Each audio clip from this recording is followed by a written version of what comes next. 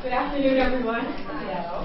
I am sorry, I am still catching my breath. I've been going around for the past 4 days now. Particularly, I had come from one conference to this conference, trying to get to another conference, so please forgive me.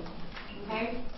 I promise I really have more energy than I'm going to have today, but show me a real place today, please. Right? So I am McKenzie. I am the CEO for the Sungate Foundation. I am also the Anti-Trafficking Program Director for the Salvation Army in Baltimore and the co-chair for the Victim Services Committee for the Maryland Governor's Human Trafficking Task Force. So those are some of my primary hats. I wear other hats that are not important today. Well, in my opinion, none of these hats are really important. What really matters is that I'm a human being, right? Awesome. And I like to introduce myself as a human being at presentations because, especially at human trafficking presentations, because I think oftentimes we forget that people are at the center of what we're talking about, right? So for the last 3 days, I told them not to read my bio, just to introduce me as a human being. I was dealing with professors, academics. That's okay with them, right? But for you guys, I had to tell you because you guys probably be like, how does she know anything about this issue? But today we're going to talk about the bottom girl phenomenon. Now, I would like to start by saying what I'm presenting on today, these are my beliefs and my philosophy. I'm not asking anyone to join me in thinking this way. I am just putting out there the way I interpret it, right? I believe when we talk about the bottom girl, people are like confused about this girl right now. Is she a victim? Is she a perpetrator? Right? And as a former bottom girl, right, that found out I was a bottom when I was in a courtroom, I believe it's important to get this message out. Your face looks so familiar. I was here for the last presentation last year. I was part of the working group. Oh, okay, great. No different. So, before I start, I want to know who's in the room in terms of profession. Law enforcement? Oh my goodness. These are going to be my enemies. Prosecutors? Prosecutors? It's really the prosecutors who go like, oh, they're not here. They're not here? The last time I did this presentation, it was me and the prosecutor at the beginning, but afterwards we became best friends. Right? Who else is here? Advocates. Advocates. All the advocates. Law enforcement beat y'all. There are more of them than y'all. That's a good thing, though. So many advocates and law enforcement in the same room? Yes, I like it. Who else is here? Defense. Defense. Pay very close attention, okay? Who else is here? Yes. Forensic interviewer. Forensic interviewer. You too. Pay very close attention, okay? Now, I want to start also by saying that I am Jamaican. So some of my words may come out the Jamaican way and not the American way. Do not make fun of me or put it on Facebook, Snapchat, or Twitter. Right? I'm also wearing heels after running around, like I said, for the last 3 days. If I fall, do not put that on Facebook, Snapchat, or Twitter. What else? We're going to have some fun. This is going to be interactive. I also want to say that in all my presentations, I add a little humor. The humor is really not for you, it's for me. Because if I don't share that way, I don't know if I'm going to get to the presentation. And I really have a message, right? So let's start off. We're talking about the bottom girl. No, we're not just going to dig right into the bottom girl. We're going to back up a little bit. Let's talk about culture. I told you a little bit about my culture. I'm Jamaican, right? I talk funny, right? Let's see, what other cultures do we have in the room? Share something about your culture. So, anybody know Bob Marley? Heard of Bob Marley? One love. Tell me something about your culture. Ma'am. Law enforcement. I'm like a basic white girl. Okay. And Martha Stewart, blind, guns. So you're close. Right there, she will see me and protect me. I like her. Culture. Ma'am, where are you from? Chester County. Chester County. What's your nationality? What culture do you identify with? I'm a mix. Caucasian, Asian, European. So tell me something about any one of your cultures. I don't know. Put me on the spot. I have no idea. All right, we're going to get back to you. Okay. Danielle! Hi. Okay. Well, my heritage is like Jewish. My family, my parents are both. My mom was raised Jewish, so we love family, food, all of that. My dad's Italian, so I don't know. That's part of my culture. We like food and family, gathering together. I'm going to marry an Italian one day, so we need to talk afterwards. All right. Big guys in your family, right? Man, where is it? Tell me something about your culture. My grandma was a war bride from Germany in World War II. Very interesting. So let me give you a little history too, right? So when we're talking about culture, right, we're talking about like different type of people, different type of customs, right? We can identify culture based on the language, right? So if I should come and say, "Hola, ¿cómo está? Me llamo Shamer," you will think I'm Spanish. And that's all I can say in Spanish, right? We can identify various cultures by the way people dress, right? Their manners, yes and no, right? The holidays they celebrate, we do not celebrate Boxing Day in America, but we do in Jamaica, right? So we have Christmas Eve, Christmas, and Boxing Day. They cheated, y'all. We should fight for this, right? By their art, the food, jerk chicken, curry goat, oxtail, that's all me, right? Religion, right? So these are just some of the things, ways in which we can identify culture, right? And you guys are probably wondering, what does culture have to do with the bottom girl, right? Because there's this subculture that exists here in the United States that's called pimping. You agree? Right? This is a subculture. It's a part of our American culture, right? And if you're not a part of this culture, you won't be able to identify with it, right? And that's why I started by talking about culture. If you look at the other slides, you will be able to identify various culture by some of these things, right? But this subculture that exists, if you are not a part of it, right, you won't be able to identify because there's a language that's key to every culture, right? There are rules that's key to every culture. That's why we have law enforcement in here, right? Woo.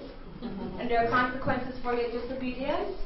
So we have a criminal justice system in every culture, even if they call it something else, right? It can be equated to our criminal justice system here. So like I said, the subculture have a language, code of conduct rules, are consequences for disobedience. Let's take a look at some of the language. And before when I did this presentation, I didn't have some of the language to slide in, but the more I did it, the more people are like, you said, what does that mean? So I'm going to cover some of the terms that you may hear today, right? Or you may hear in your line of work. So family or folks is a term used to describe the environment created by the trafficker, and it's an attempt to recreate the family structure, right? Stable is a group of women that belong to the same pimp. That's called the stable, right? Wife-in-law, that's a term we don't hear in our culture, right? This is specific to this pimping culture, wife-in-law. The women in the stable refer to each other as their wife-in-law. For how many of you are hearing these terms for the first time? Okay. So, gorilla pimp is the most violent type of pimp. You know, there are different types of pimps. You have your lover boys. You have pimps who don't use violence at all, right? But the gorilla pimp, violence is his thing, right? Or her thing, right? Tricks may refer to the client or the sex act, right? The life or the game refers to pimping or prostitution. The tract is the area of town where prostitution occurs. The bottom, what we'll be talking about today, the person in the stable of victims who is appointed by the trafficker to manage, recruit, and supervise the other girls. Now that's a lot. We're going to break that down a little bit, right? Quota, the amount a victim must earn for their trafficker each night, each day, or each location. Daddy is a term that victims call their male trafficker. Branded, when the trafficker tattoos the victim to show ownership. So this was some of the language, right? I left out one that is important, lot lizard. That's one that we don't hear in our culture, right? But that's specific to the pimping culture. And a lot lizard is a girl that works the truck stops. So today I'm wearing black and white. So if I was working a truck stop, the trucker would get on his CB and say lot lizard black and white. So all the other truckers will know that if they see someone wearing black and white, they can approach her to engage in commercial sex. You're with me? I need to add that one to that. So, code of conduct. Now, this may vary by city, right? It may vary by the type of trafficking, right? We know we have familial, gang control, pimp control, and commercial sex. So this may vary, but, and this is was put out by Shared Hope International. So the code of conduct is walking the street, right? These are the rules that the pimps have. Walking the street, no eyeballing. Don't you ever speak directly to your pimp in public. Why that? Huh? They can't be identified. It can't be identified, and you just may be watching, right, Mr. Law Enforcement Officer? Right. See, I know you're law enforcement. Don't hand money openly to your pimp. Don't get in the car with certain men. Now, people always ask me, who are the certain men? Well, my trafficker used to tell me, don't get in the car with black men, right? They'll probably beat you up. And don't get in the car with more than one man, right? So there are rules around that. Don't come home without your quota. There's no eating. That's a reward. If you don't work, you don't eat, right? And recruit other girls. Now, I want you guys to pay close attention to these, to the code of conduct that you're reading here, because we're going to be talking about, especially one particular one. From my law enforcement prosecutor, not here, but here in spirit, and defense, really want you guys to pay close attention. Consequences. Now, I didn't have this slide in before, but some people would ask me, well, what are some of the consequences? And at first I thought that was obvious, like, you know, the consequence could be this, this, and that. But I put it in, no food. Like I said, food is a reward. That's a consequence. You don't make your quota, you don't eat that night. Right? Severe beatings. And notice I didn't just say beatings. Right? Because when you hear beating, you're probably thinking like, oh, you know, a parent beat a child, spank a child. But these are severe beatings. Right? Whatever that looks like in your mind. Sodomy, raped, threatened, your family threatened, psychological abuse, and torture. And I put torture on there because some of the times you may hear stories,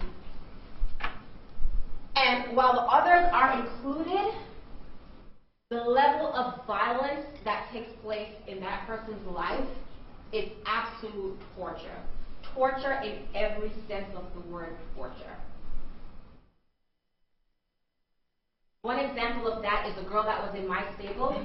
She was caught smoking weed when she should be working, and as a result, he sliced her from her skull to her neck to her back with a box cutter. Now, that's not a beating. Right? That's not even a severe beating. That is torture. Because she had to cope to deal with the activities that he forced her to engage in. She smoked weed. But she shouldn't be smoking weed, because that's a privilege. She's using his money. His money that he didn't work for, that he didn't earn, right? So that is an example of torture. Some of these images, this is a girl that's clearly in the trunk of a car. A girl in my stable had to ride from Connecticut to New York naked in the trunk of his car, and that was her punishment. And he was driving all types of ways, because those of us that was actually in the car was like,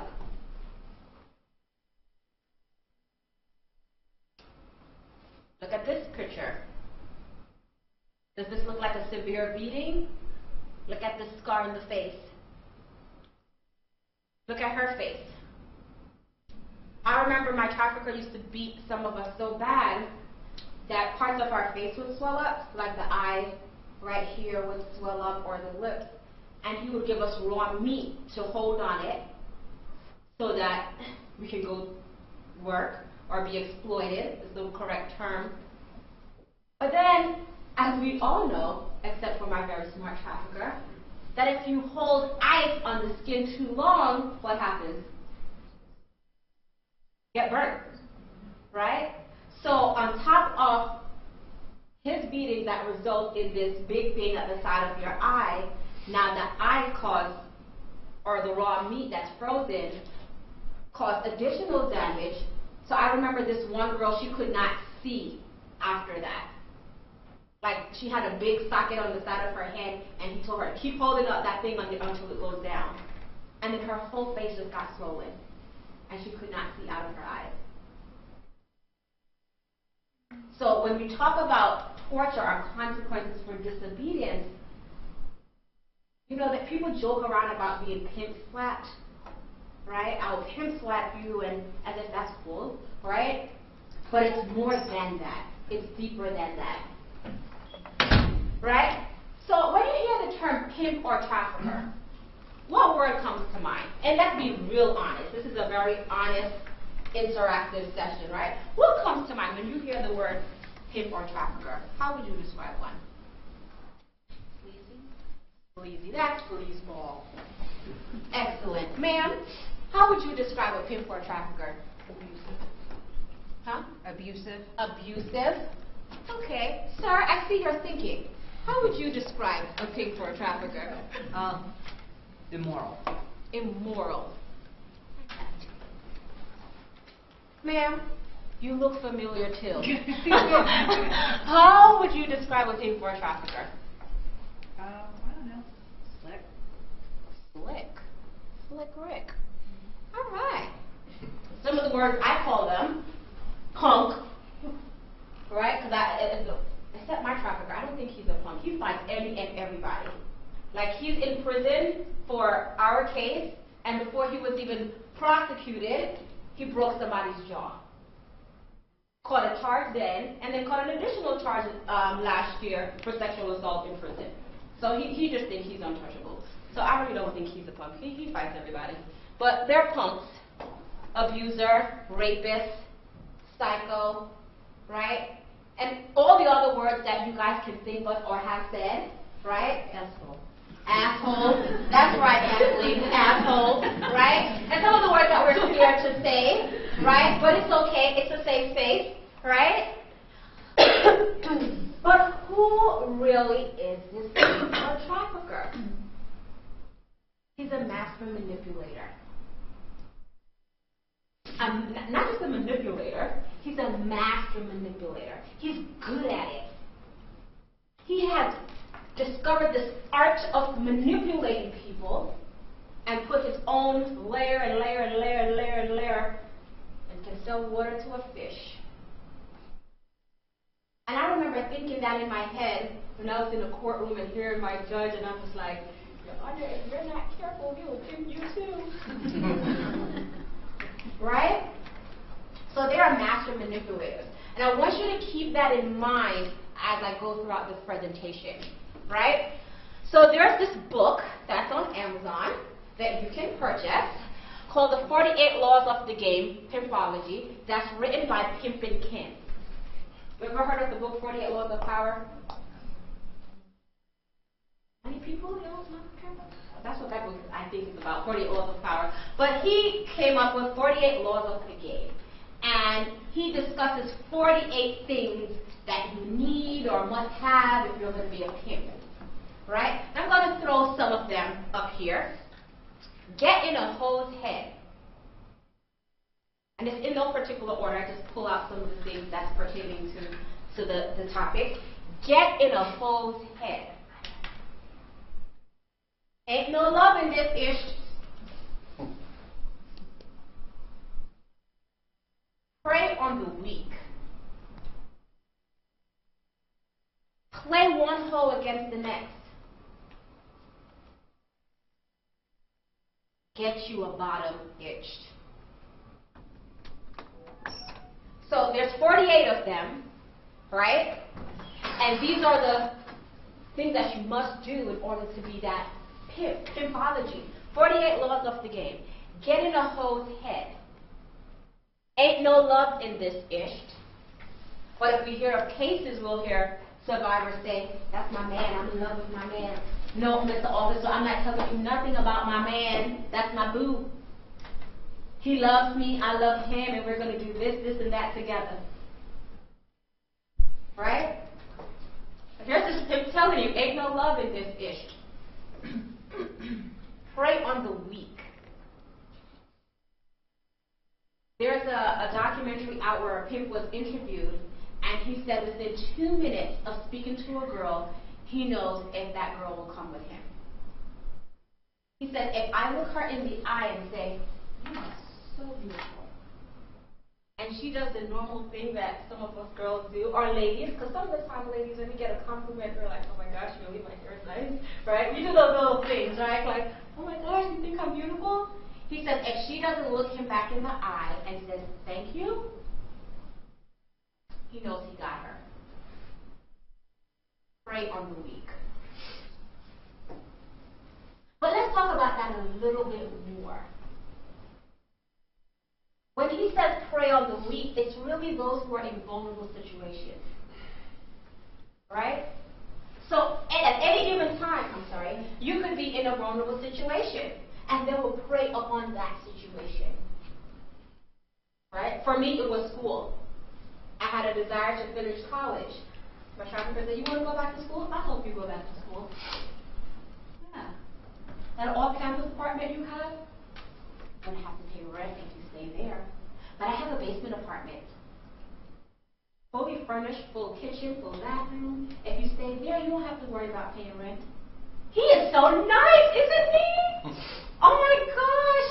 You're really concerned about me saving this $3,000 to go back to school. And it's offering your basement. Oh my gosh, we have this housing problem for victims of trafficking now. If people would just offer up their basement, we could fix it. Right? This is a quote taken from his book. And Christian, can you read this quote for us, please? It is important a hoe doesn't feel like she's hoeing for nothing. She has to constantly have an incentive, a carrot dangled in front of her face. A pimp has to keep her distracted with the things she wants and constantly fill her head with more things for her to want. Can you read that a little bit slower? It is important a hoe doesn't feel like she's hoeing for nothing.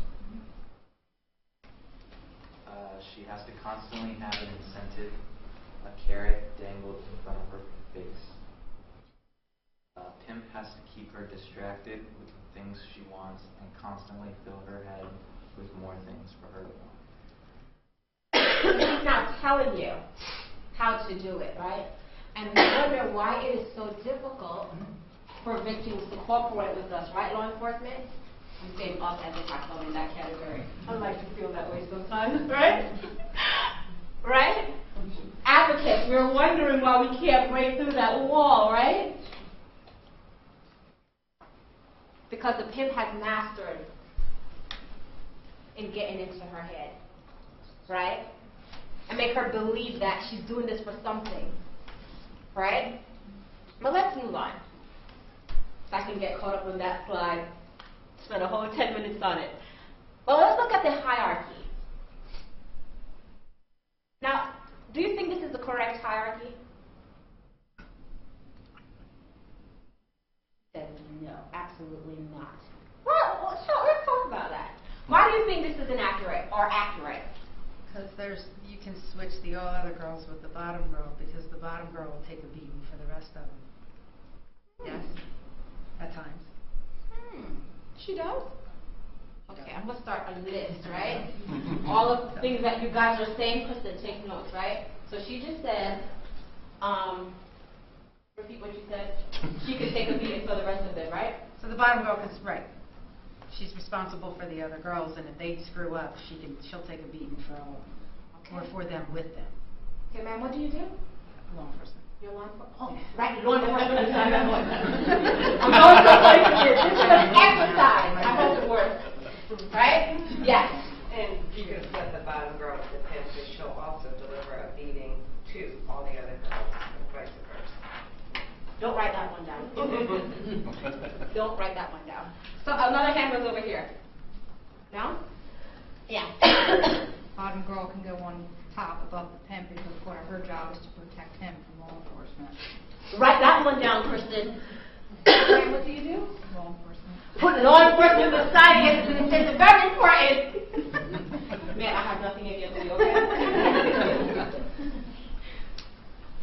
So this is typically what the hierarchy, but people tend, and when I say people, I'm talking about some of my prosecutors and some law enforcement officers, right? Think that this is what the hierarchy looks like. The pimp, the bottom girl, and all the other girls, right? But I believe this is wrong. And we're going to talk about why it's wrong too. Right? Let's take a closer look at this bottom girl, and hopefully you all can figure out why that hierarchy is incorrect. Some of you said it, some of you came close. Right? So who is the bottom girl? She is the pimp's right hand. Right? She's the most loyal. Generally, she's been with him the longest. Right? She's usually in love with the pimp. Dreams that they will retire and live the square life. So square is acting outside of prostitution, right? Outside of trafficking. So besides the ones that I do know, some of you in here are squares. Right? You don't have to say that. Like, don't respond. I don't want to get in your business. I know you too. So that's who the bottom girl is. She's the pimp's right hand, right? So she acts in the absence of the pimp. She's most loyal.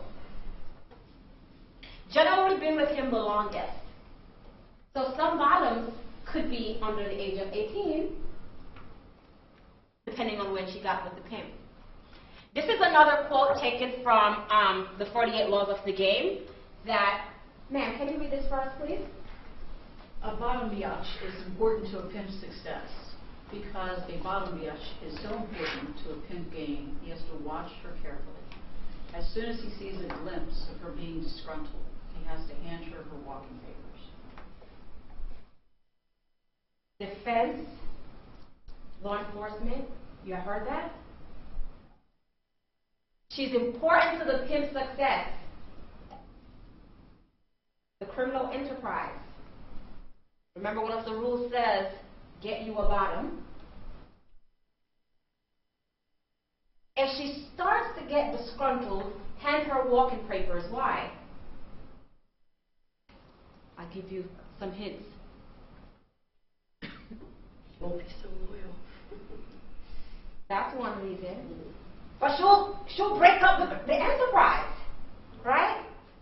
Because if all the other girls are looking to her because she's second on the hierarchy, right?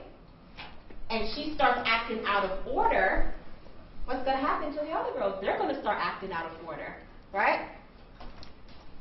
So what's her role? She acts in the absence of the pimp, collects money, books hotel rooms, recruit other girls. And let's just make this very clear. All the other girls in the stable must recruit as well. It's a part of their duties, right? Instruct the new girl on the rules of the game. Keep all the other girls in pocket. That means in line with the pimp's rules and regulations, right? But how much authority she is delegated depends on how loyal and capable she is, right? So in my case, there were 3 of us that came around the same time, within days of each other, right? And one of the girls that was basically teaching me about the pimp culture, like the very first time I saw him beat another girl, I was like, He can't do that to her. No. And I was saying to her, we gotta do something. And she's like, can't do nothing. I'm like, shh, you must not know I'm a fighter. You can't do that. And he said, you want to take this aspirin for her? I was like, oh, she's right. And then she would always, whenever we have that time alone, she would always tell me little do's and don'ts, whatnot. You can't do this, you can't do that. And we would always ask him, because on the track, remember that term? We would hear girls asking, who's the bottom? And our response would be, we don't have a bottom, because he would tell us there's no bottom. But that girl that was in my stable would always say, you're the bottom. You drive us, you collect money when he's not around, you book hotel rooms. And the reason that why you are the bottom is because he trusts you. You don't drink and you don't smoke. Like, okay, but I haven't been with him the longest. Based on what I'm hearing, right? From the other girls on the track of who the bottom is. But she's like, he'll figure it out, you're the bottom. And I would go back to him and say, who's the bottom? He's like, I don't have a bottom. And the three of us who came around the same time, I remember he would say to us, one of y'all needs to be the bottom, who's working for it?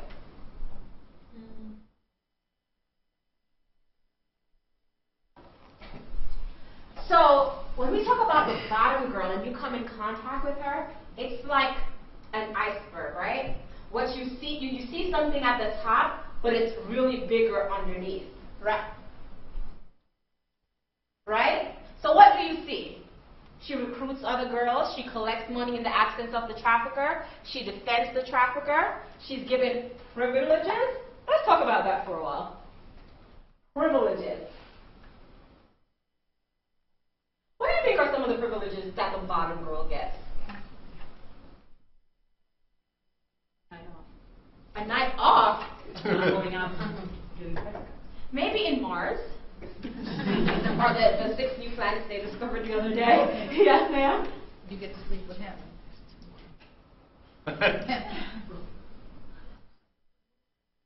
That is a privilege, right? You do get to sleep in the bed with daddy. Because everyone wants to be in daddy's good graces. If you're in daddy's good graces, you don't have to worry about getting your head smashed in the wall. Right? Now I'm being serious, guys. Right? So you want to be in daddy's good graces, so you want to sleep with him. Right? What's another privilege? You get to ride in the front seat of the car. Oh my God, the front seat of the car belongs to you. Privilege, yahoo! Right? What that also means is that you better fix your face and say the right things. Because if you don't, he's right beside you to knock you upside your head.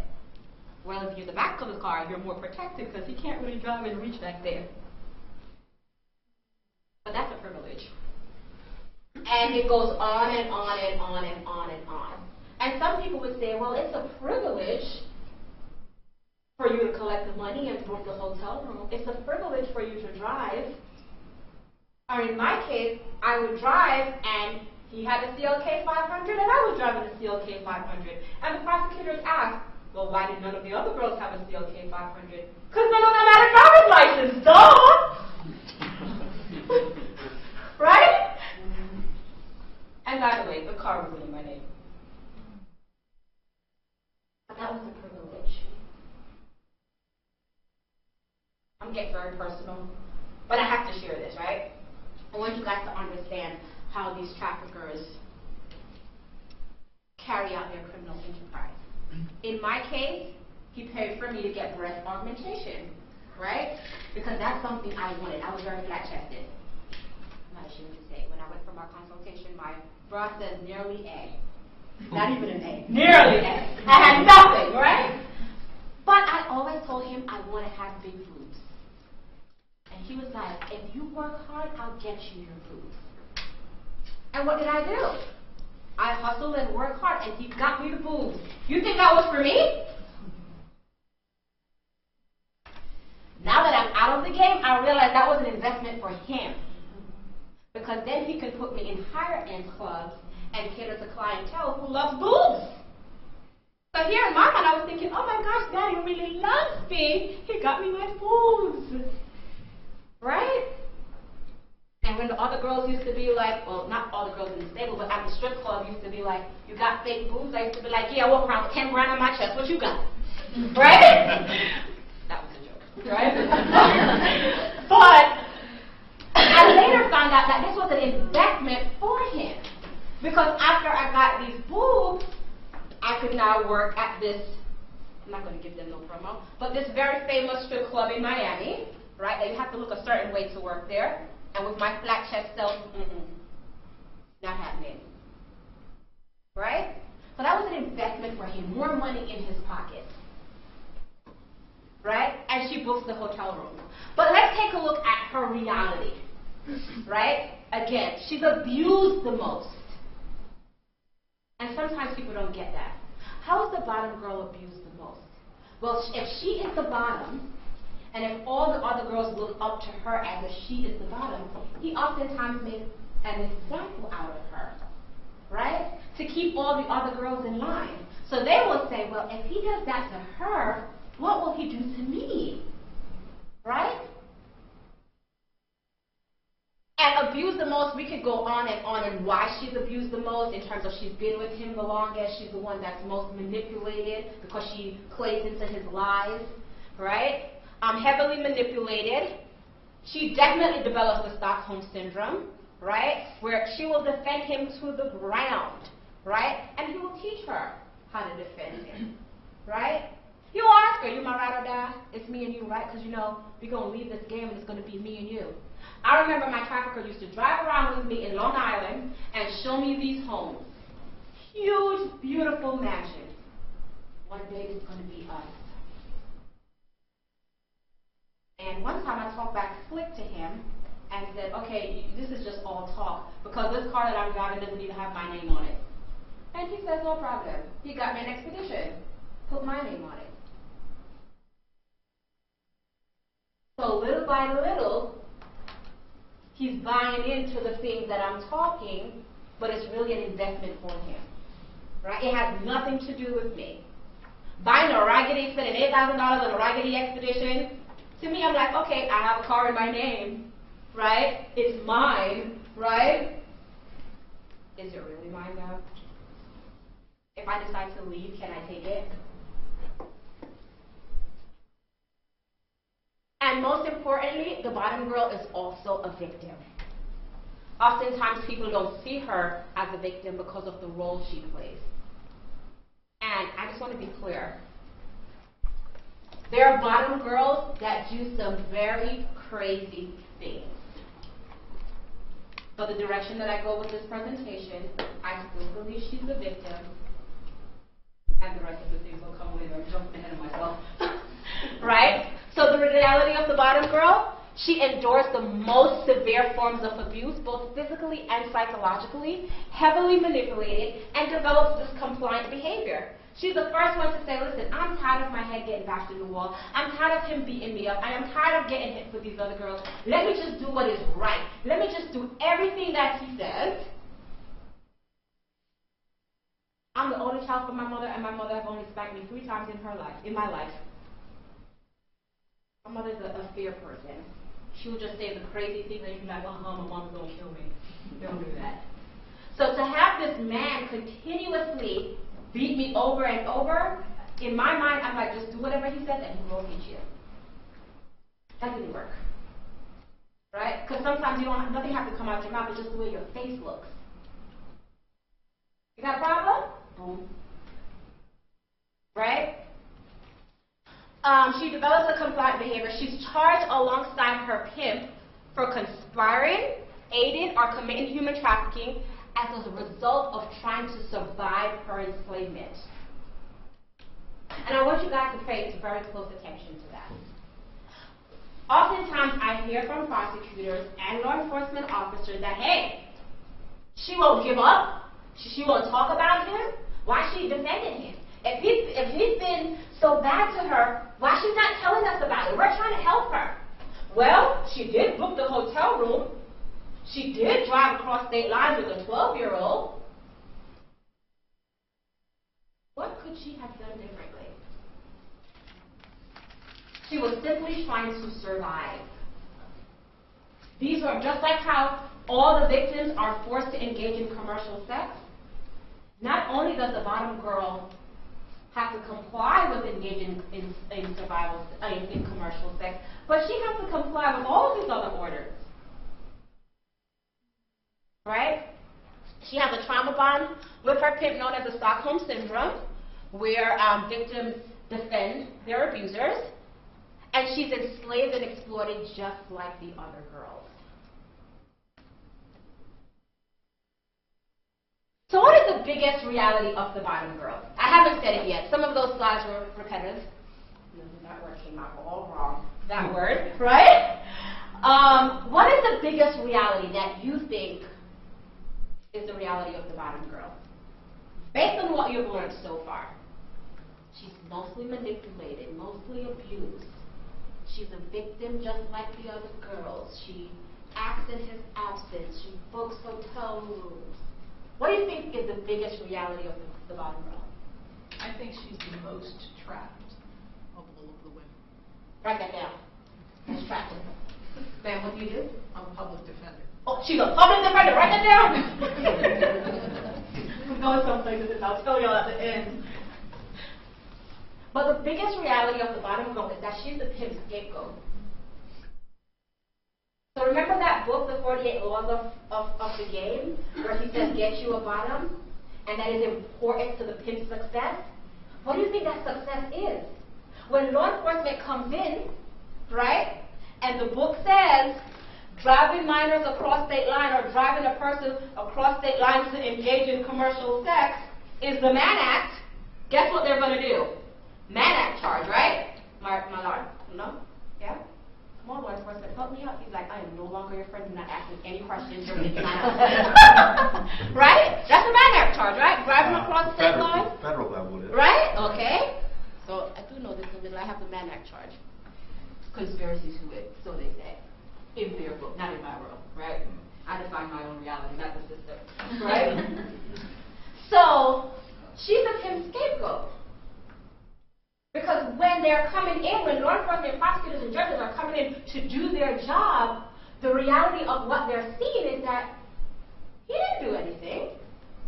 She did. But the question is, what would be the consequence if she didn't comply?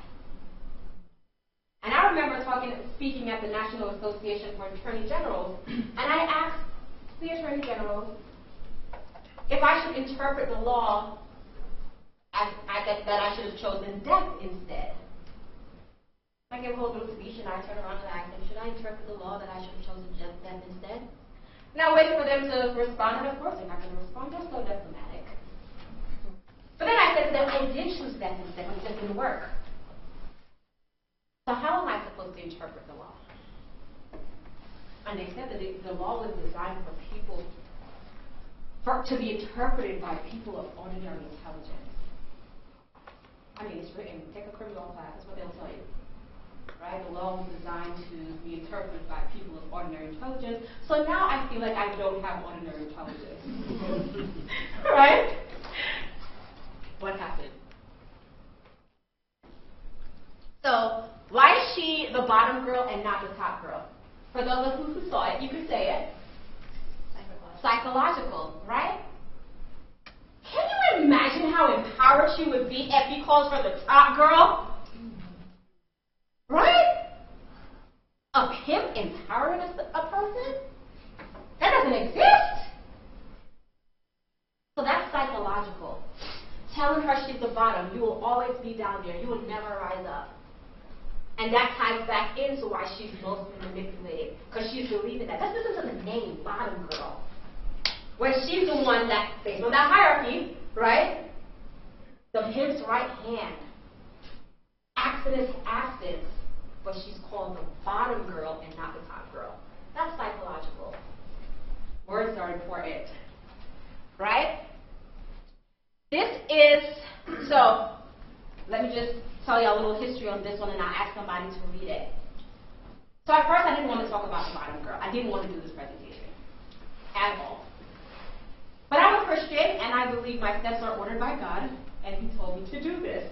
And I told him he was crazy for giving me this assignment, and that he's definitely sending me into a pack of wolves, and everyone across the country is going to hate me after this presentation because everybody hates the bottom girl because they don't understand her. So I did this conference, and they put up on their website the agenda, and that I was talking about the bottom girl. And this mom emailed me this very long letter, basically thanking me for talking about the bottom girl because her daughter was the bottom, and she feels like no one understands her daughter. And she said, Shamir, you know, in your presentation, I really want people to understand this bottom girl and how to pimp view her. Can you use this email that my daughter's pimp sent to her? Now, her daughter was on a full academic scholarship in college, right? My friend, that's now, I think, we're not on the same side anymore, are we? Do you hate me yet? No. Can you read this for us, please? You have to force yourself to not run. Force yourself to believe that I'm not going to abandon you. Most importantly, you have to trust that I mean all the things I say to you. You are mine. I take that very, very seriously. You have to take it just as seriously. I'm the first and only person you come to when you have problems, fears, or just need someone to listen to you vent. And I am the only one that you come to if you need your other needs handled. I am your dominant. I am your brother. I am your friend. I'm also your owner. How can you be submissive to me when you can't give up all the things that I have hurt you and will continue to do so until you give me all of you inside and out? I am yours as long as you are mine. I protect you. I shield you from the world. I love you, and I will demand to control you as long as you reciprocate by letting me do those things without any fear. You are mine toy, all of you. What jumps out at you here? Jekyll and Hyde.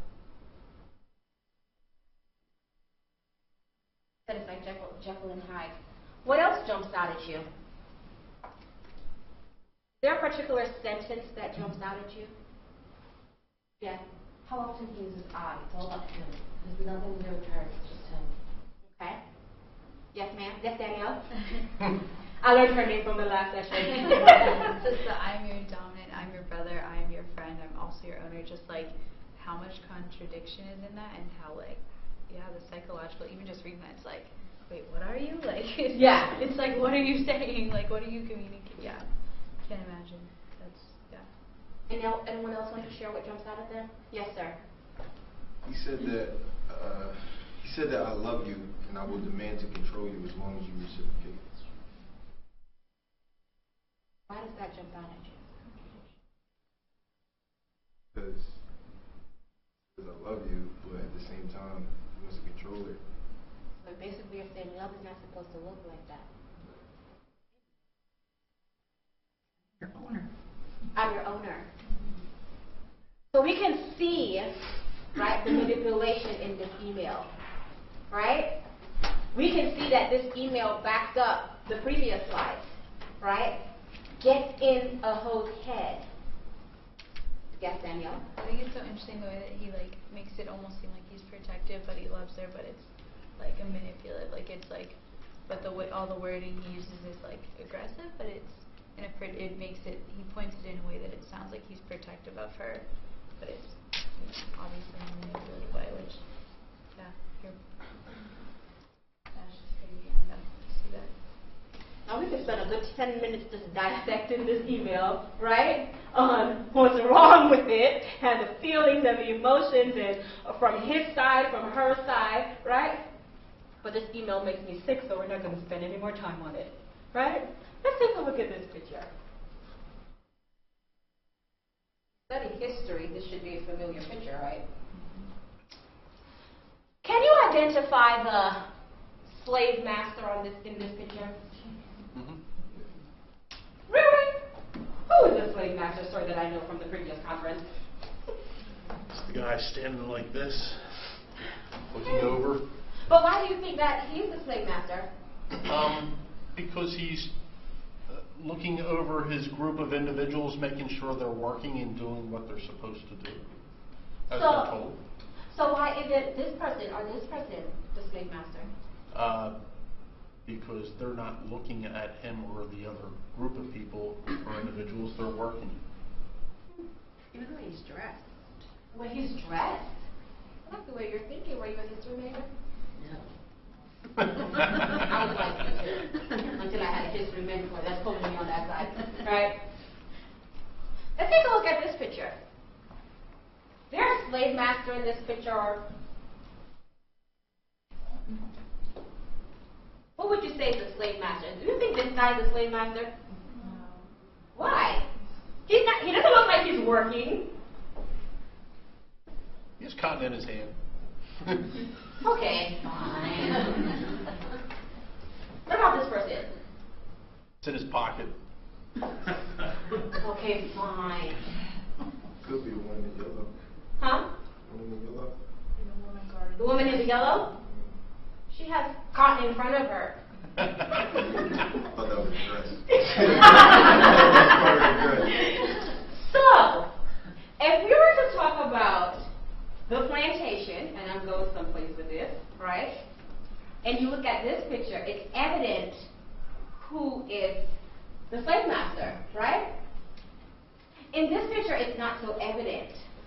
Or we can all agree that there's no slave master, right? But someone pointed out some key things. Well, our history friend pointed out something key when we're talking about slaves and the plantation. The way they dress, right? Remember I asked you about this guy, and somebody said he's dressed differently or something like that, and someone mentioned her dress, right? On the plantation owners used to appoint what's called drivers on the plantation to oversee in their absence, right? So, when I look at this picture, I look at this person who looks like their hand is in their pocket. This person, but this person would definitely be considered a field slave because that's shabby dressing, right? I would more say this person is the driver, right? And the driver is still a slave, but is employed by the master. Oversee the other slaves, keep them in check, correct? Similar to colonial slavery, slaves on the plantation had various roles and privileges. Now, some of us are like, slaves have privileges? Really? Same thing with the bottom girl. She had privileges? Really? I'll see where I'm going here, right? Promise you I'm going somewhere. Drivers were appointed by their masters to positions of power and authority. They were still slaves on the plantation. They were subjected to competing pressure and were favored by their master, just like the bottom girl. So if we were to look at it from a historical context, right, the driver and the plantation is equivalent to the bottom girl. Appointed by the pimp, appointed by the slave master.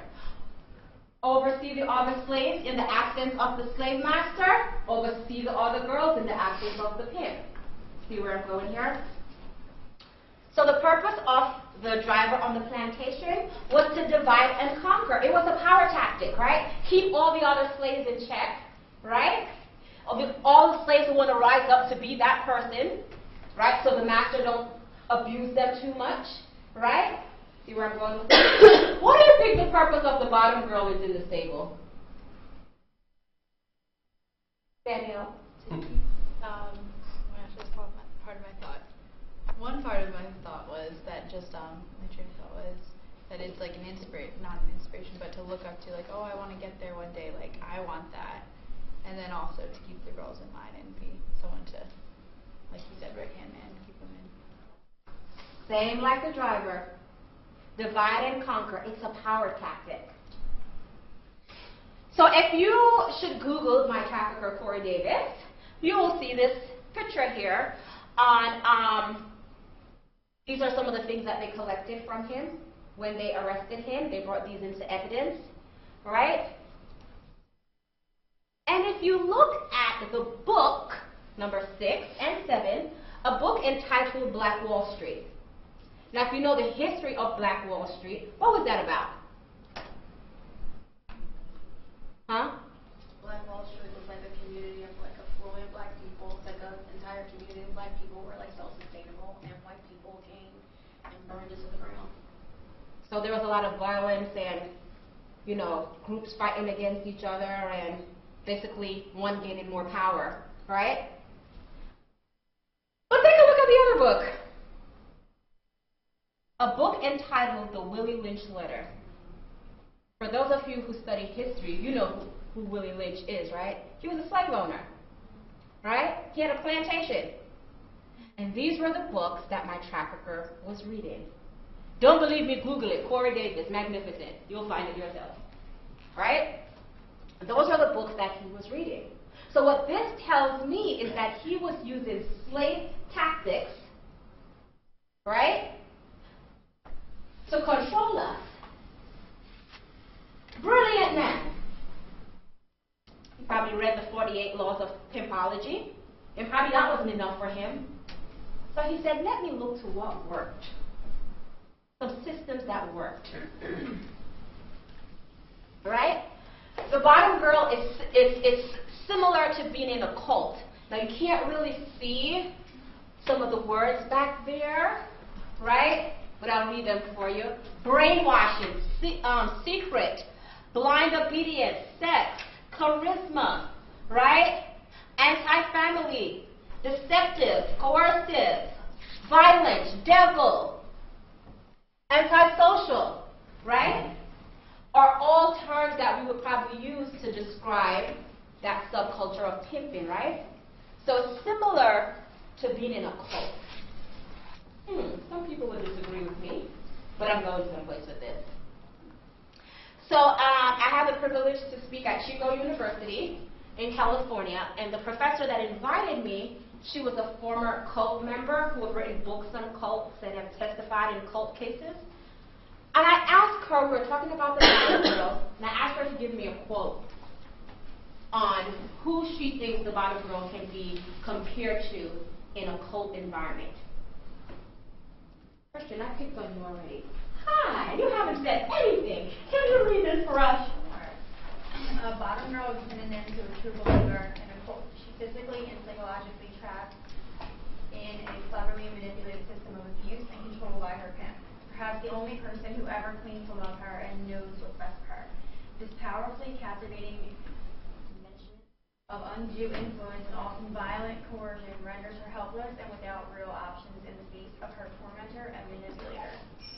Extricating herself from this bonded environment and the recovery afterwards is no different than that of a former cult member. So this is a person who was in a cult, has studied cults. She's now an expert witness for cult cases. One of the major cases that she had worked on is that DC sniper case. She was trying to prove that it's cult-like behavior with the father and the son. So we see where we can draw on it from the historical perspective of slaves on the plantation. And so far, does anyone disagree that the driver and the bottom girl can't compare those two? Does anyone disagree? I just asked that question. You don't have to agree with me, please. We're here to learn, right? I don't have all the right answers, and you will find out in the end, right? I don't have all the right answers, and especially for this topic, there's one answer that up to now, I just don't have an answer for it, right? So you can disagree with me. And I ask that question because I think it's a learning moment for me, just in case someone believes that they're not. Does anyone believe that, or doesn't agree that the true believer is similar to the bottom girl? Can I ask a question about the driver on a plantation being held as a slave? I would think that it would be highly unlikely that they would be able to escape from that and go to any place of safety. And I guess my question would be, can a bottom girl do that? And she's driving the car, so she has access and freedom to be able to drive right to a police station. Now, I understand manipulation, I understand all of that, but I'm not sure I'm exactly seeing it completely the same as someone who is literally, physically entrapped in a plantation. Sam, are you a prosecutor? No. Because my prosecutor asked me the exact question. Well, sure, you did drive. Why didn't you go to the police? gonna answer that question for you. Remember we talked about compliant behavior?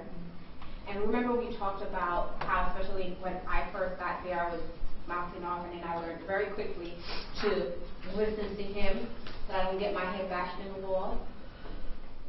And I know that there are consequences if I don't comply.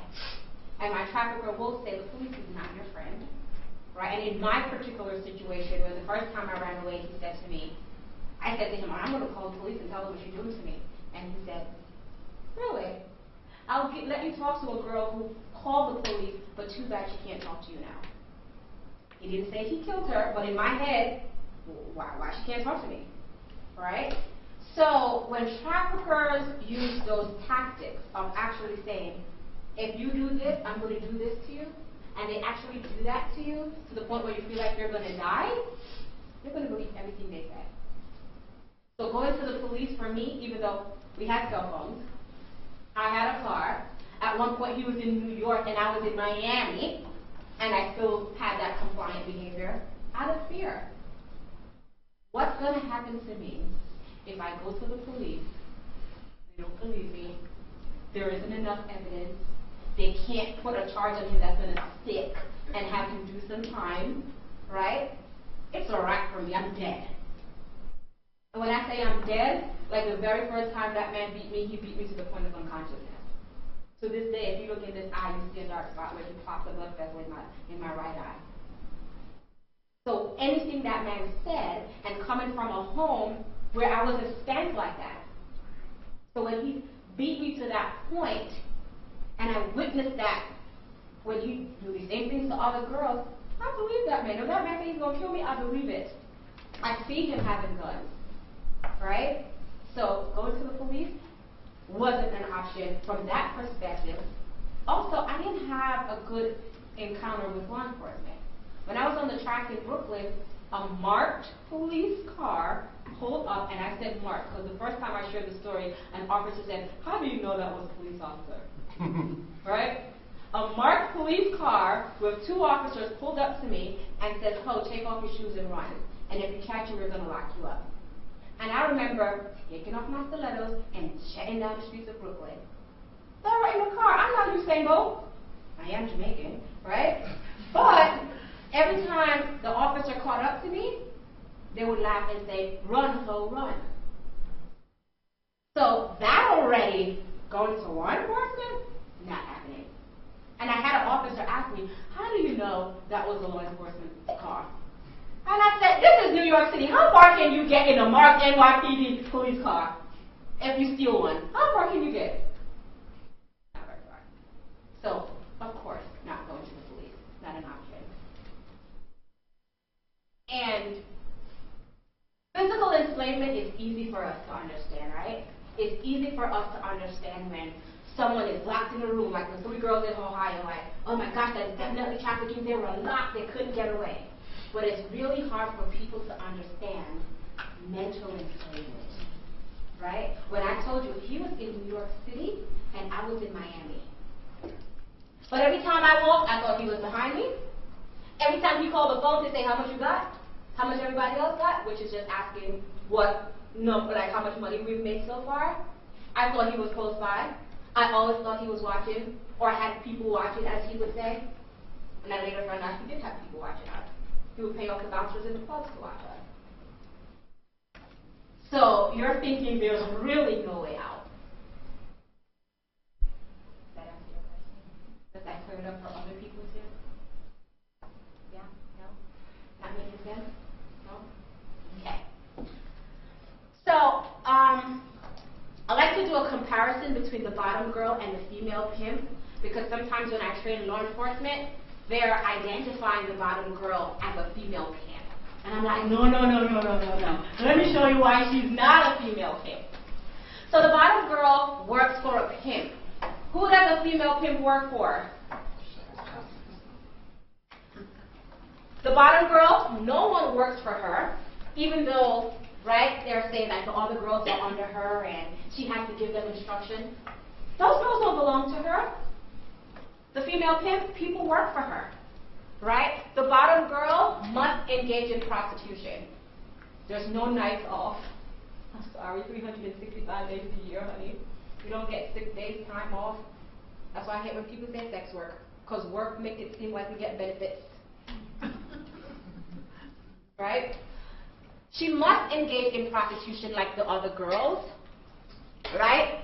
The female pimp doesn't engage in prostitution. Every dollar collected belongs to the pimp. Every dollar collected belongs to the female pimp. For the bottom girl, she's abused by a pimp. Who do you think abused the female pimp?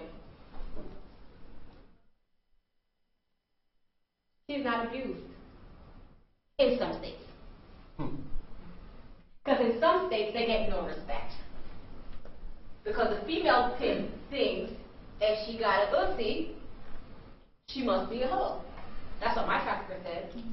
I remember we went to the strip club in Texas, and there was a female pimp, and you know, the rule is don't look another pimp in the eye, don't talk to the pimp, she could be out of pocket. And that pimp was in our dressing room. So all of us would hustle over to the side, don't look at her, she's the pimp. And we called him on the phone, why is there a pimp in the dressing room? Talk to the club owner. And he said, that bitch is stupid. That can't be out of pocket with her. That's a bitch. She belongs in the streets. As a matter of fact, I'm coming up there. She needs to come work for me. I had to say that just like that because I couldn't make it any other way. Right? So please forgive me about the cussing. Right? The bottom girl doesn't have free will.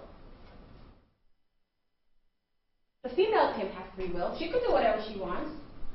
If the bottom girl believes she has free will, yeah, daddy's going to check you.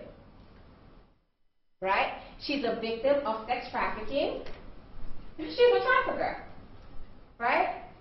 And we could go on and on with this list on, you know, breaking it down even more, but this is just the general, right?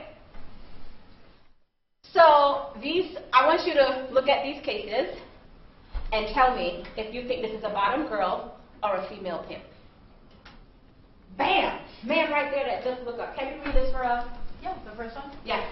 No, all of it. Oh, yeah. In January 2013, two 14-year-old girls reported to police that Derek Hayes and Keosha Jones were forcing them to sell sex. Jones was in charge of mostly logistics. She advertised the victim services on www.backpage.com, coordinated meetings between the victims and customers, and collected the $100 to $200 per day that the victims earned. She was also instrumental in keeping the girls compliant. Jones' initiation into the sex industry had taken place when she was just 1 year older than the victims, and furthermore, it had occurred at the hands of Hayes, her co-conspirator. He beat her, drugged her, and forced her to have sex for money. In late 2012, when Jones was about 21, Hayes called her to meet with two runaways. Jones says they told her they were 17 and didn't have a place to go. I want to put them up in the game, Hayes told Jones. Jones knew exactly what that meant. Jones brought the two teens to the Bayway Inn in St. Petersburg, where she was living and working as a prostitute. She had already set up a date with a customer and had the two girls join it. Each was paid $100. The FBI says Jones collected the money. Is this a bottom girl case or a female pimp case? Bottom. Why? She was still selling her, being sold. She was still being sold. Anything else? Beat her, drugged her, and forced her to have sex for money. Mm-hmm. Child victim. Mm-hmm. She had someone above her, you know. She had someone above her? Uh-huh. But in this case, she was charged as a co-conspirator. This is an actual case. You can Google it. Right? She was charged as a co-conspirator. And I just even have a problem with, like, co-conspirator, because it makes it seem like they got in this together and decided, hey, we're going to do this for us, but she did less of the work and he did more, right? Like, maybe it's just my interpretation. I said I don't have ordinary intelligence, right? So, let's look at this one. Man, back there with the red water bottle. Yolanda Ostoloza, 39, took a 15-year-old girl from Florida to New York so the pair could make money off the football crowd in January 2014. Yolanda sent text message to a friend to help the teen get into a strip club. She arranged a date for the teen for $200 through an ad she placed online. She did not engage in any acts of prostitution. Is this a bottom girl or a female pimp? Don't have enough info? She didn't engage in any act of prostitution. Okay. She's a female pimp. This is a mother that pimped out her 15-year-old daughter. A real case as well. So, this is where the prosecutors hate me. Because they say bottom girls must be held accountable for their actions. Even though under the Trafficking Victims Protection Act, it says victims of human trafficking should not be held culpable for the crimes they commit while being trafficked, or something like that. The ending part, I messed it up. The law says victims should not be held culpable for the crimes they commit, and maybe culpable is a big word because remember, I don't have ordinary intelligence, right? But therefore, it's been saying that victims of human trafficking should not be held accountable for the crimes they commit while they're enslaved, right? But some prosecutors believe bottom girls must be held accountable for their actions. And my prosecutor did say, you must be responsible for the crimes you commit.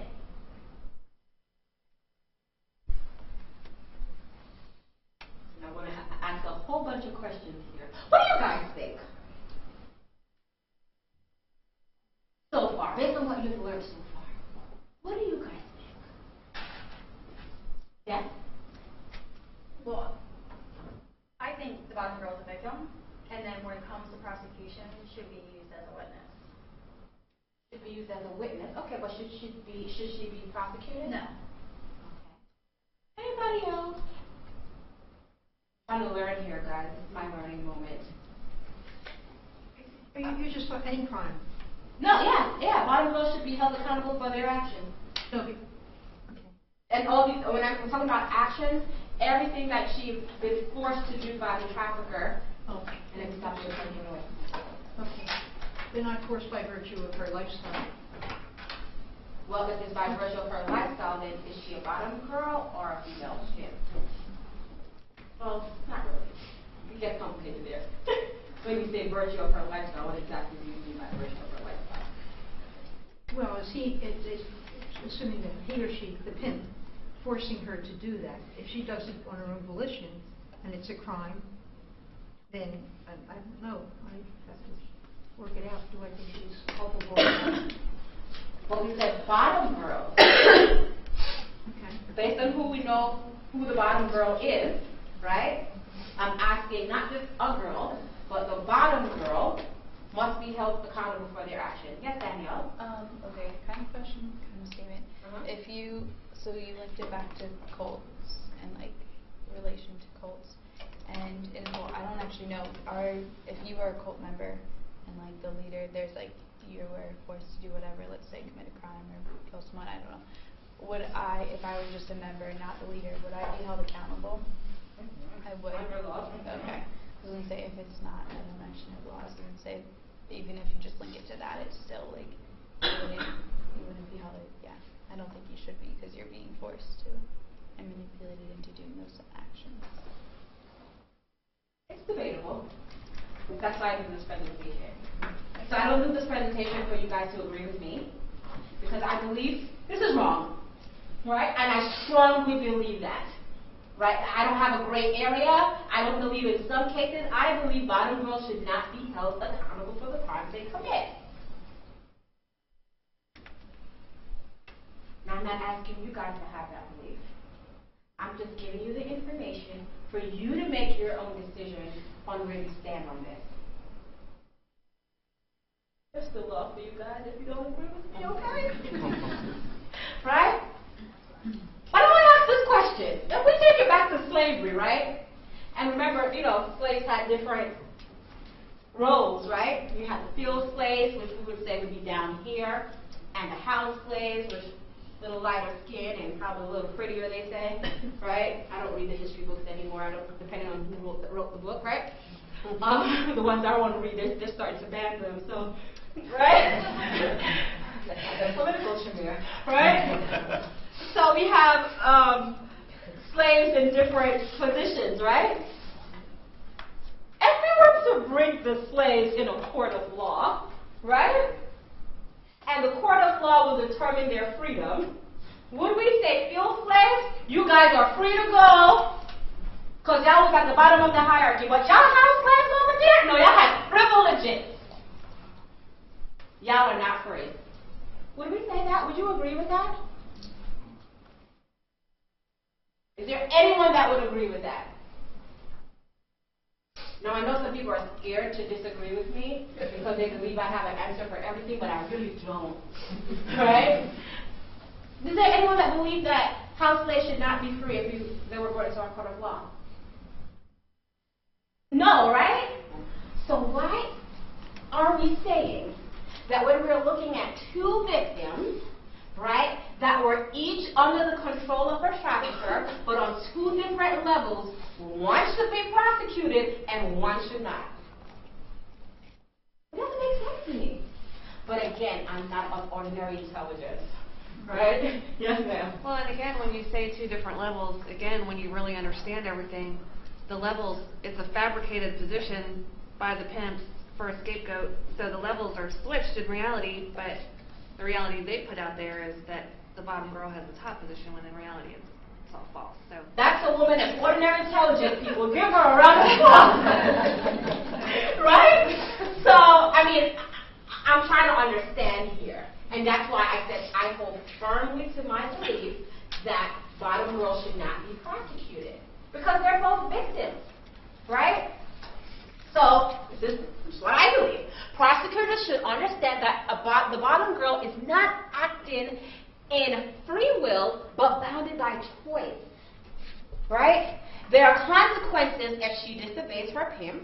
Her consequences are severe as the pimp uses her as an example to keep the other girls in line. Right? This is another quote, right? It's taken from this book, Addicted to the Life, Money, Fame, Woman, Game, right? And this pimp says, "A pimp with an unstable bottom bitch is destined for stress troubles. When the bottom bitch catch vapors and blow with the wind, all the other bitches follow suit."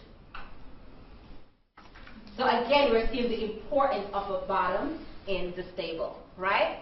So prosecutors should understand, and yes, when I created this side, I have prosecutors in mind because that's why I asked if they're prosecutors. Because I think y'all will get it, right? But my prosecutors who really know the law and it's off ordinary intelligence, unlike me, right? We wrestle here, right? Prosecutors should understand that a criminal conviction is a barrier to restoration, right? What are some of the barriers to restoration? Here in my earlier session, I talked about this, right? Danielle, you are not allowed to answer. Right? Housing, employment, scholarships, right? Healing, right? So basically, when we prosecute victims, we're giving them this monopoly card. Go directly to jail. Do not pass go, do not collect $200. Your life is basically over. Now, how do I know that? I know it all too well. Right? I was called in as an expert witness on a case in Baltimore, and I thought I was ready. Right? This was the first time I was called in on a case as an expert witness, and if you guys have ever been an expert witness before, you know you meet with the defense attorney, they give you the person's file, and you have to read through it to understand this person, just in case you're put on the stand and the judge asks you questions or whoever, you are able to understand or say that you understand this person. And as I am reading through her file, I got so angry. And I'm going to really share with you what I said. I said, which fool prosecuted this case? I know the fool that prosecuted. Sorry. I know the lady that prosecuted this case, and I'm so happy she's no longer prosecuted in Maryland because I'm now in Maryland, and I would have to see her because I wanted to ask for it. But she's not there no more. Isn't that awesome? You moved her away. Because I would probably nag her every day, so why prosecute her? Why prosecute her? Why are you trying to give her 12 years? Why are you trying to give her 12 years? I know you have ordinary intelligence, but please explain to me. I know I would nag her, and she'll probably lock me up. Right? assaulting the prosecutor with a deadly word. Is that a crime, sir? Okay, right? So I was on a case, and I'm reading through this girl's case, and I'm seeing this 34-year-old woman that the system failed since she was 4 years old. Her case goes back to when she was 4 years old, when her mother was wiping off semen stains off her leg and is telling her she's not being sexually abused. A woman who now had a trafficker, right, who recruited other girls under the direction of her trafficker, right, was charged, labeled as a sex offender, put in a program with other sex offender men who were articulated by her story and propositioned her after their counseling sessions. So she did what any person of ordinary intelligence would do. She was on an ankle monitor. Now, if this was you, where you've been victimized since you was 4, going in and out of the system, right, providing no help whatsoever, right, so now you have a trafficker. To survive, you act under his direction and recruit. You're prosecuted and put in a program with sex offenders who are articulated by your story, and when the sessions are over, I got $50, want to give me some head? What would you do? Because I know what I would do. What would you do? Yes, ma'am. Tell me what you would do. You could be honest. Mr. Law Enforcement Officer is not listening. You're going to run. You're going to leave the program that you're in, and you're going to go back to what you feel comfortable doing. Exactly. She cut off the ankle bracelet and she absconded. Because that's what many of us in this room would have done if we walked in her shoe, right? But here we are in a courtroom because they're trying to give this girl 12 years for absconding. And let me tell y'all what happened in this courtroom. And that's why I said I thought I was ready, but I really wasn't. Because it was an act of Jesus that kept my mouth shut. And they couldn't keep my mouth shut for too long, because after they were taking her off, I screamed out to her that I love her and she's not alone. And I'm like, they could kick me out now, the case is over with. I was screaming all different types of support stuff to her, right? But her probation officer, who came before the court, and she had, you know, when you buy printing paper in that stack, she came before the court and she's like, Your Honor, she was under my custody, and I really like this young lady because I even took her to lunch. I spent no more than $20 on lunch anyway, right? I even took her to lunch. But this probation officer showed up in the courtroom with a stack, like looking like loose leaf, like that printing paper of ads that she posted on the back page after she absconded. And said, Your Honor, see, she is still in this life. These are all her back page ads. But you see, this is when I started believing in public defenders, right? Because before, I'm like, you have a public defender, you're going down. Like, I had that in my head. But when I saw this public defender in work, he said to her, and pushed his jacket back like this, and I was like, Go, Scott, go! Right? And so Scott pushed his jacket back like this, and let's say that the prosecution, the public probation officer, let's say her name was Miss McKenzie. He said, Miss McKenzie, can you show the court, you said you care about this young lady. You said each time she comes, she has to sign in. Can you show the court how many times she signed in? And she's flipping through her stack of papers, and she cannot show the court how many times she signed in. And Scott says, Your Honor, I'm really apologize, but can we please allow Ms. McKenzie to find her in through her paperwork the amount of times that this young lady signed in? Right? Because you said you're on top of your job, right? So you should at least bring to court, right, what you're required to do, right? But she didn't. She didn't bring that part, but she brought all her back page ads. But you like her, and you care about her, and you want what's best for her. But you on the other side of the fence trying to give her 12 years. But you can't provide the court with what you're supposed to do. And this is what that young lady said.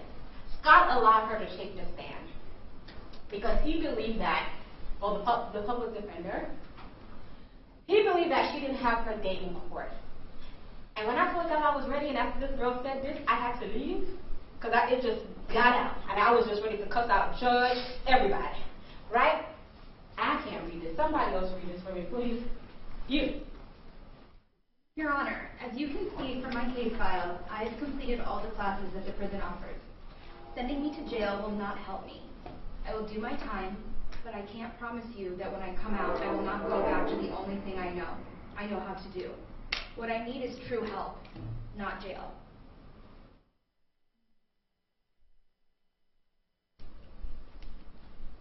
So she was in prison. She did 2 years, right? And she completed all their programs. Everything that they offered, she completed it, and it's kept in her folder, certificate or whatever they offered, right? And when this young lady says, Your Honor, I can't promise you that when I come out after you give me your 12 years, okay, give me your 12 years. So basically what she's saying, give me 12 years. There's nothing left for me to do there. I've done everything. And she said, Your Honor, I can't promise you that I'm not going to go back to the only life I know. Right?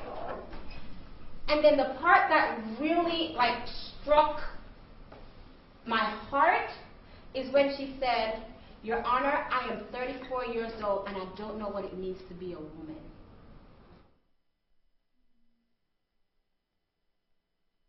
So I can just imagine from reading her file at 4 years old when she's been abused, at 14 years old when her mom took away her school uniform and said, you know men on the streets, you know how to go get your uniform back.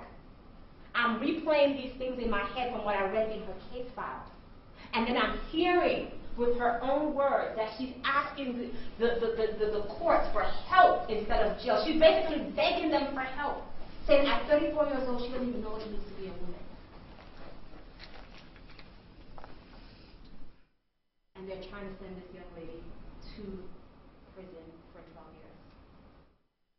And Miss Probation Officer, who you would think would have spent some time with her before being in that courtroom, but so if she couldn't provide documentation, she would have probably had expressed that to her probation officer, or probably she wouldn't have. If that's the behavior the probation officer displayed in the courtroom, I don't know what happens outside. And that's just my opinion again, right? But this struck a nerve. Right? So, we would all agree that the definition of a victim is someone who has been induced into commercial sex through force, fraud, and coercion, right? That's what the law says, right?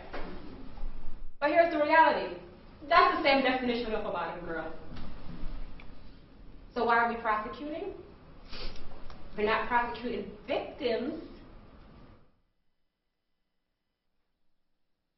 Let me back up, because if the bottom girl and the victim have the same definition, then that means that one is the same, and we are prosecuting victims. Think about that. Both have been exploited, and both are in need of services. Right? The only major difference between the bottom girl and the other girls is the authority she is given. The authority comes with great accountability and severe consequences. Right? If the money's not right that she's forced to collect, why my money not right? Right? If something should happen while she booked the hotel room for them to stay in that state that night, if something should happen to anyone, guess who has to give an account for that? I remember being beat up because we was in this mega strip club in Texas, 3 stories. My wife-in-law was drinking. She came in the car and she smelled like alcohol. You don't drink. That's a privilege. Drink. You should have got that money. She came in the car smelling like alcohol. He asked her if she was drinking. She said no. He asked me if she was drinking. I don't know. How you don't know? This is a 3-story club. This was an old warehouse. I'm not going to follow her every move. But instead of she getting beat up, I got beat up because I should have known if she was drinking. So I'm supposed to have eyes in the back of my head and everywhere. And on top of me, my responsibility of keeping check on her, I'm supposed to be making money too. And if I don't meet my quota, that's a consequence too. So we're seeing what we're facing here, right? So when I talk about the bottom girls, this picture comes to mind. Or victims, this picture comes to mind. Have you ever seen a person on life support? That's what comes to mind when I look at my trafficking situation. I felt like I was on life support, and my trafficker was my life support machine. Because when you're on life support, the tubes keep you alive, right? So this tube right here is telling me when to eat. That tube is telling me how much to make.